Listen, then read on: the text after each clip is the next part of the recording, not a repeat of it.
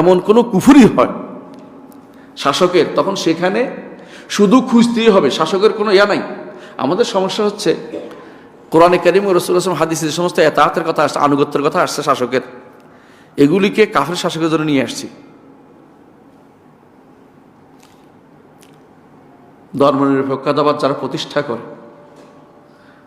প্রতিষ্ঠা করে এটা প্রতিষ্ঠা করার জন্য মানুষকে মারে, এটার বিরোধিতা করতে গেলে মানুষকে কষ্ট দেয়।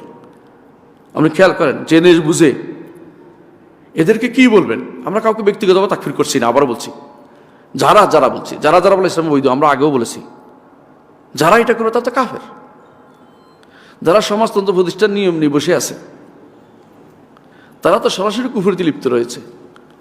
এই জায়গাগুলোতে আপনি কোনোভাবেই আপনার খলিফা আমির কিচ্ছু বলতে পারবেন না। এখানে কি বলতে হবে? রাষ্ট্রের আনুগত্য বলে এটাকে, ব্যক্তি আনুগত্য নয়। রাষ্ট্রের আনুগত্য বুঝেন? যেমন কি ট্রাফিক আইন, উদাহরণ দিলাম। অথবা যেমন বলা হয়েছে কেউ যদি বাপ মাকে না দেখে তো তাই এত টাকা জরিমানা করছে না, করছে কিনা? এগুলো তো শরিয়া বিরোধী না।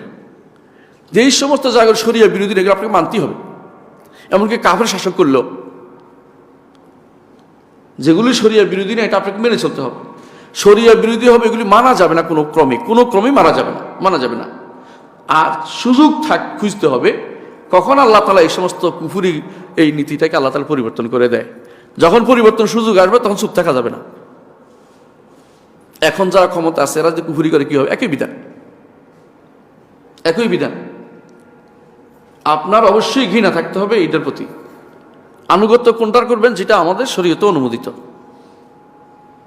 এটা আনুগত্য করবেন। টাকা মেনে নিবেন যে টাকা দিয়ে আমি চলতে হবে, এটা কেওয়ামুল হায়াত। টাকাতে কেন ছবি লাগাইছে এই জন্য টাকাই নিব না, পড়াই ফেলবো, এটা করেন না। কারণ টাকা দিয়ে কাজের নয়, এটা আপনার দায়িত্বের ভিতরে পড়ে না, আপনার ইয়ার বাইরে, জুরিডিকশনের বাইরে এটা। তাহলে কি করবেন? যদি কেউ বলে যে আমি ক্ষমতায় গেলে টাকার এই ছবি থেকে তোমাকে মুক্তি দিব, তাহলে বলবো যে হ্যাঁ তোমাকে আমি সাপোর্ট করব, এটা করেছে, এইটা বলতে চাচ্ছি আমি। এইখানে আলেমরা দুই মত হয়েছে, আবু হানিফা এবং মালিক রাহিমাহুল্লাহ, এমনকি ইমাম শাফিরও একটা মত আছে এখানে, যে এই অবস্থা যদি ক্ষমতা থাকে পরিবর্তন করা ওয়াজিব হয়ে যায়।